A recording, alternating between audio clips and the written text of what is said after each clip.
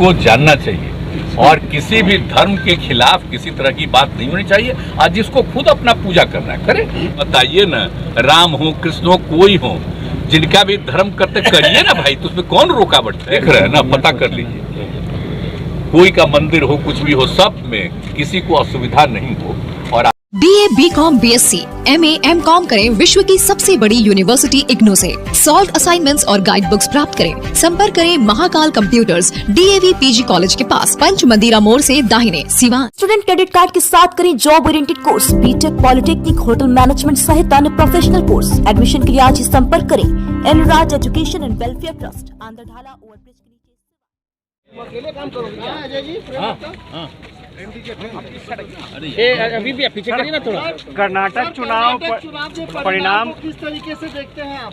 कर्नाटक चुनाव पर तो जिस दिन चुनाव का रिजल्ट आया है उसी दिन हम सब लोगों ने बधाई दिया है। कांग्रेस पार्टी को उसमें जीत हुई है, उनको बधाई दिया है। और पहले से भी इस बात की संभावना थी उनको पूरा बहुमत प्राप्त हुआ, बहुत अच्छा बहुमत प्राप्त हुआ। इसके लिए हम लोग बधाई देते हैं। अब जल्दी से जल्दी उनकी सरकार बनेगी, अपना उसी में अभी चयन कर रहे हैं कि कौन बनेगा मुख्यमंत्री, उसी हिसाब से अपना हो रहा है, तेजी से हो रहा है। तो दक्षिण के राज्यों में भी सर आप जाएंगे सर? देखिए, हम आपको बता रहे हैं कि ये सब हो गया है, हम लोगों की बातचीत अनेक पार्टियों से हो चुकी है।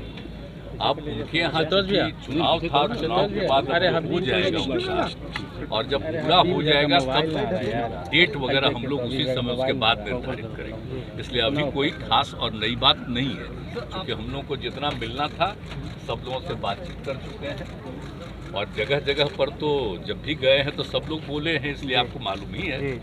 तो इसलिए अब जरा हो जाएगा, उनका सरकार की बन जाएगी और शुरू हो जाएगा, उसके बाद फिर हम लोग कोई देखेंगे फिर सब लोग। सर आप समाजवादी सर बिहार में सर एक बाबा आए हैं और हिंदू राष्ट्र की बात कही जा रही है। बिहार में कथावाचक आ रहे हैं, हिंदू आए हैं, हिंदू राष्ट्र की बात कही जा रही है कि हिंदू राष्ट्र होगा, और बिहार वो तब तक आते रहेंगे जब तक राममय नहीं हो जाएगा। रुको नहीं, आजादी की लड़ाई हुई और कौन आजादी की लड़ाई लड़े?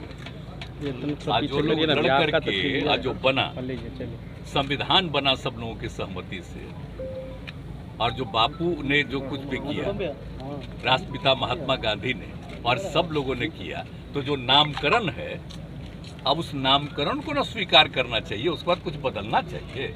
हमको तो आश्चर्य होता है कि आजकल पता नहीं है, और ये सब की प्रचार इसलिए हो रहा है कि अब वहाँ वाले जिस तरह से बिहार देश भर के मीडिया पर जिस तरह का वो कब्जा किए, तो बातें नहीं आता है। इसको कोई बताता है क्या है बिहार, देश का नाम क्या है? आप जरा बताइए। तो देश का नाम है, उसको बदलिएगा। अब आजादी की जो लड़ाई हुई, अब अभी जो सब बोल रहे हैं उनका कोई जन्म उस समय का था? आप जरा बताइए।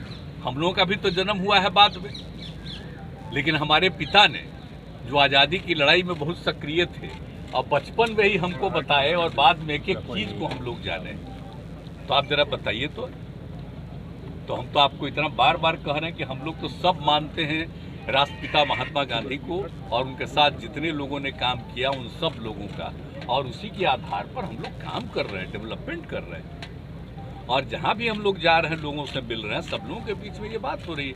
लेकिन हमको तो कुछ आश्चर्य होता है कि सबकी क्या जरूरत है बोलने की। अरे किसी भी धर्म को मानिए, अपने ढंग से करिए, उसमें कौन रुकावट है? जो भी अपना धर्म की पूजा करे उसमें कोई किसी पर तो रुकावट तो है नहीं। लेकिन इस सब पर नामकरण करना आश्चर्य की बात है। हमको तो आश्चर्य लगता है, कब ये संभव है? कोई कर सकता है? तो बिहार से करने की कोशिश तरफ से नामकरण हुआ है, बताइए साहब। आप लोग राममय बोल रहे हैं कि राममय नहीं है अभी, क्या सर राममय कर देंगे ऐसे बोल रहे हैं? राममय कर देंगे बिहार से ही शुरू करें। अब आप जरा बताइए ना, राम हो कृष्ण हो कोई हो, जिनका भी धर्म करते करिए ना भाई, तो उसमें कौन रुकावट है? किसी भी धर्म को मानते हैं, और आप जानते हैं ना कि इस देश में 7 धर्म है, और एक तो बहुत कम है वहाँ वहाँ है, बम्बई में है, लेकिन बाकी जगह पर जो है हिंदू, मुस्लिम, सिख, ईसाई सब लोग हैं। और बताइए, बिहार से रिलेटेड तो यहीं पर ना करके ज्ञान प्राप्ति किनको हुआ, किनका जन्म हुआ, किनका क्या हुआ यहाँ?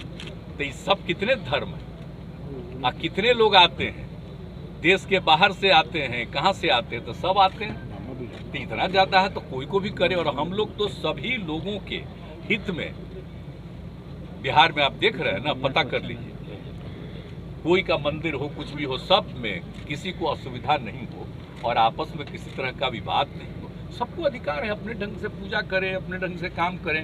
उसमें लेकिन तो बाबा बिहारियों को पागल बोलते हैं, बिहारियों को पागल बोलते हैं। कोई बिहार को हस्तक्षेप टारगेट नहीं किया है। जा रहा है। लेकिन कुछ चीज़ों को मान लेना चाहिए कि जितने धर्म को मानने वाले लोग हैं सबकी इज्जत है और कहीं इधर उधर लोगों के भी में इंटरफेयर नहीं करना चाहिए, ये अलाउड है। कोई कुछ बोल रहा है तो अपने मर्जी से बोल रहा है तो सबसे कोई वैल्यू है?